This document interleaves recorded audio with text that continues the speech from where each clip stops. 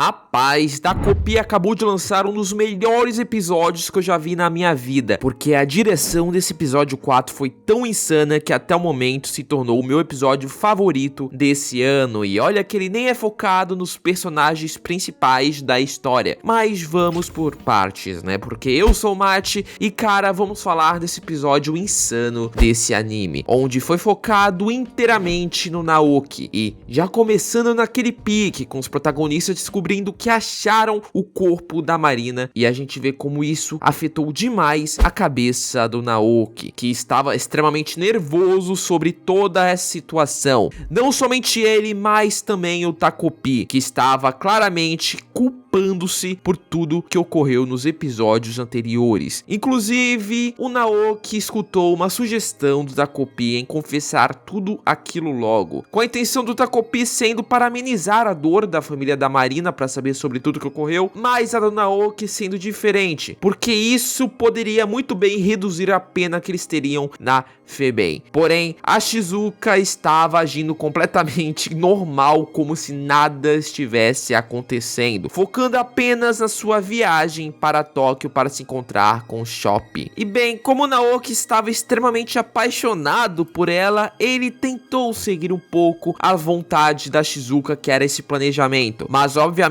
a sua mente não estava nem um pouco saudável, se culpando inclusive pelo fracasso do plano de esconder o corpo da Marina e com o extremo medo de ser pego. E não era pra pouco, né, pois a polícia estava investigando aquele caso e algumas crianças da sala relataram o comportamento estranho que a Marina estava tendo nos dias anteriores antes de morrer, sugerindo para os policiais que talvez ela estivesse sendo chantageada pela Shizuka. E tudo isso estava impactando demais na mente do Naoki. E com o passar desse episódio a gente vai vendo o quanto a sua saúde psicológica estava piorando, impactando inclusive as suas próprias notas. E meu amigo, no vídeo anterior eu disse que provavelmente as notas ruins para a mãe dele era 8,5 para baixo, né? Mas não, para sua mãe, abaixo de 100, ele nem precisaria entregar a prova e deveria chorar de vergonha. Mano, imagina agora a reação que ela teria quando descobrisse que ele tirou 53 numa prova de matemática simples.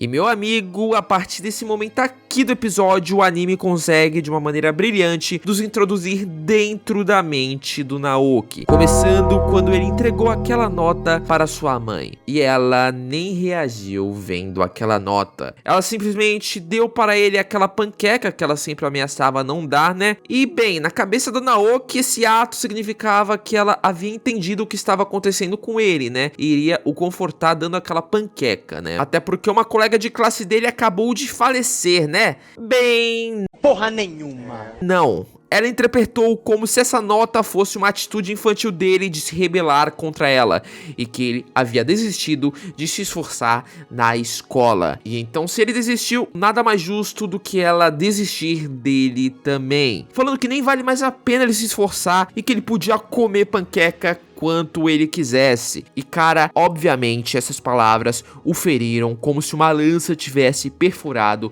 o seu peito. Porque imagina só você ouvir da sua mãe que ela desistiu de você, mano. É tenso demais, né? E a gente vê todo o sofrimento dele naquele momento. Aquele olhar vazio enquanto o mundo todo em sua volta ficava completamente distorcido, com a distância entre ele e sua mãe aumentando cada vez mais. Então, ele saiu para fora de casa para tentar respirar um pouco e se encontrou com a Shizuka no meio do caminho. E aquele encontro foi como se a princesa dele tivesse vindo o alegrar, mas meu Deus.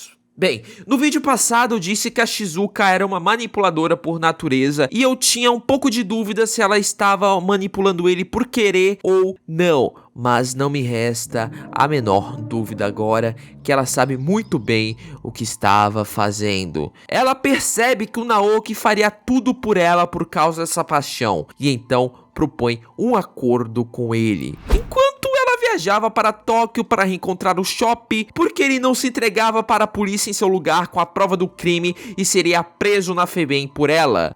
Eu não faria esse acordo. E para completar essa manipulação emocional completa dela, ela diz que nunca o abandonaria e dá um beijo em sua bochecha.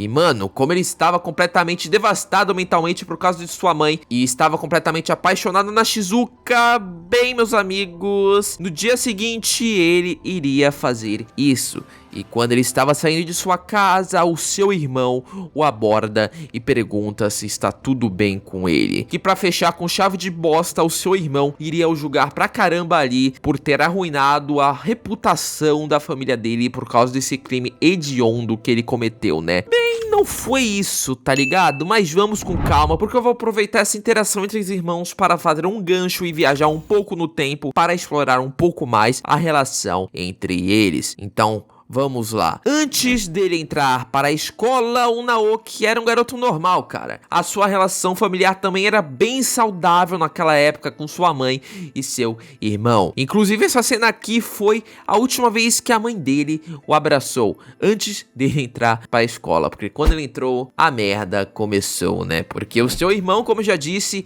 era um gênio. Só tirava nota 10 mesmo, sem parecer se esforçar tanto para isso. Enquanto isso, Naoki se matava de estudar e o máximo que ele conseguia nas provas era 9,5, 9,7, raramente o 10, se esforçando cada vez mais para atender às expectativas de sua mãe, mesmo não percebendo que ele já era capaz o suficiente para ser o melhor aluno daquela escola. Inclusive, todos os alunos olhavam maravilhado para ele com tamanha inteligência, só que ele não percebia isso, pois ele era sempre rebaixado pela sua mãe quando comparado ao seu irmão. Até mesmo o fato dele usar óculos e o seu irmão não. E aos poucos isso faz ele começar a não gostar de seu irmão e criar uma falsa imagem que ele o esnobava, principalmente quando o irmão decidiu se rebelar e tingiu o cabelo. Para o Naoki, aquilo era a melhor notícia que ele poderia receber, porque para o Naoki agora o seu irmão ia virar um trombadinha, iria sair com seus amigos para todos os locais, só iria jogar videogames e ainda arrumou um emprego, né? Era questão de tempo para suas notas caírem e os papéis se inverterem. Mas não, meus amigos, não foi isso que aconteceu, porque as notas dele não caíram, muito pelo contrário, continuaram constantes. E isso fez o Naoki cair numa espiral parecida com a luta do Rock Lee contra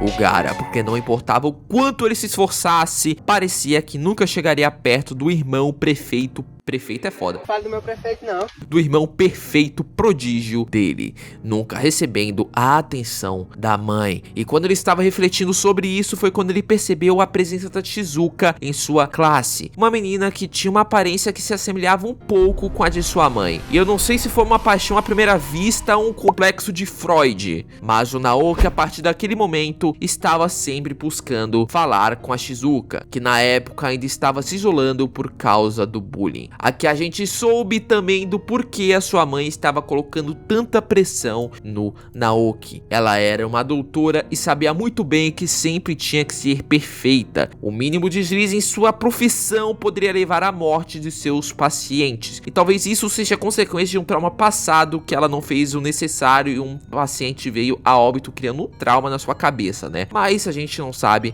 por agora. Ela queria que seus filhos assumissem a clínica quando eles crescessem, mas é certo ela fazer isso? Porque de certo modo ela estava impondo seus sonhos e modo de pensar em suas crianças, sem ao menos pensar que isso poderia ferrar mentalmente elas. Talvez ela nem percebesse isso por causa da sua vida corrida como médica, tá ligado? Não é querendo passar pano para ela, mas também dá pra ver que ela talvez tinha boas intenções para seus filhos, só que o simples fato de não conseguir ser uma mãe amorosa anulava completamente essa tentativa dela. Como quando mais tarde é revelado que quando o irmão era mais novo, ela também fazia esse lance da panqueca, mas que naquele tempo as panquecas eram uma merda, elas não tinham um sabor bom como elas têm de hoje em dia, e por causa disso ela foi aprimorando-se cada vez mais na culinária para dar o melhor para os seus filhos. E mano, essa situação aqui é extremamente foda, tá ligado? Porque diferente das outras duas mães desse anime, que são extremamente negligentes, essa aqui aparenta querer ser boa, mas acaba falhando no mais básico que uma mãe poderia ter, né? Compreender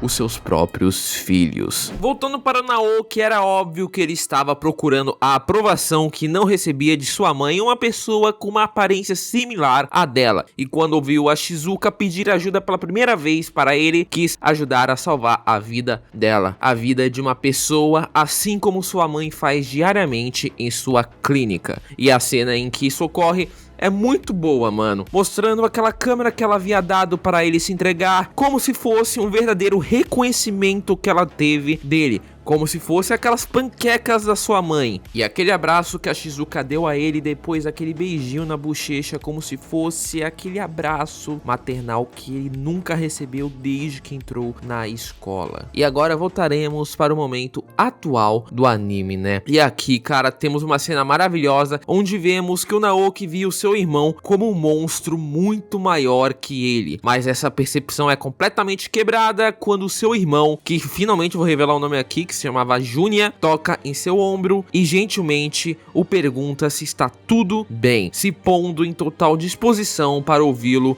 e o ajudar em tudo que tivesse ocorrendo de errado, de todos os seus problemas em sua vida. Inclusive, não foi só agora que ele fez isso. Ele tentou fazer a mesma coisa no começo do episódio, porém o Naoki estava tão em choque que nem percebeu ele fazendo isso. E então o Naoki desabafa tudo para o irmão, falando que ninguém acreditava nele, até mesmo a sua mãe havia desistido dele. Ele nunca seria igual ao próprio irmão. Ele estava nas sombras enquanto Junya estava na luz. Mas isso tudo muda quando Junya nega tudo isso.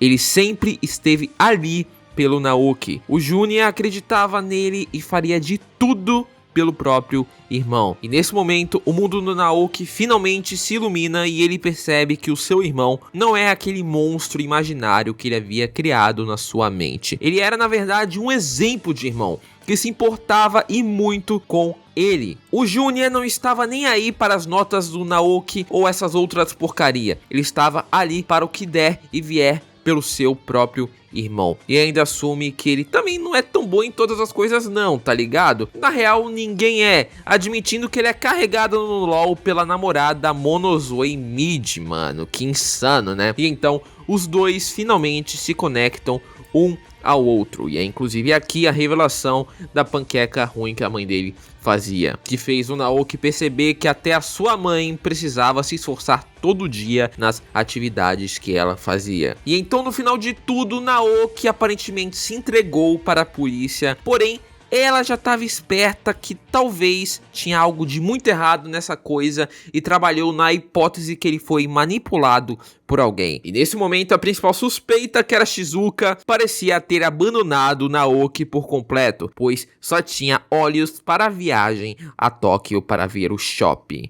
E cara, que episódio do caramba, mano. O Naoki e o Junya são, na minha opinião, os melhores personagens do anime até agora, tanto em caráter quanto em desenvolvimento, mano. E esse episódio aqui conseguiu fazer eu ter até com uma certa conexão emocional gigantesca com os dois. Inclusive me fez abrir um pouco os olhos para a Shizuka, que estava tão quebrada que não se importava mais com nada, nem por aqueles que estenderam a mão para ela, usando os outros para satisfazer seus próprios desejos egoístas. E eu tô muito curioso para ver como vai desenrolar o plot envolvendo ela. Mas cara, eu só espero um final muito feliz para o Naoki e para o Junya, porque eu gostei demais dos dois personagens. E aqui nesse canal iremos para as trincheiras em defesa dos dois, cara. Então é isso, pessoal, espero que vocês tenham gostado do vídeo. Comentem aí o que estão achando do anime. E agora sobre o vídeo de Clivats que eu prometi na semana passada, eu decidi fazer 3 episódios em um vídeo apenas na próxima quarta. Quer dizer, isso se o arco atual acabar, porque senão eu vou fazer 4 em um vídeo na semana que vem. Enfim, fiquem ligados por aí, vem novidades e fui!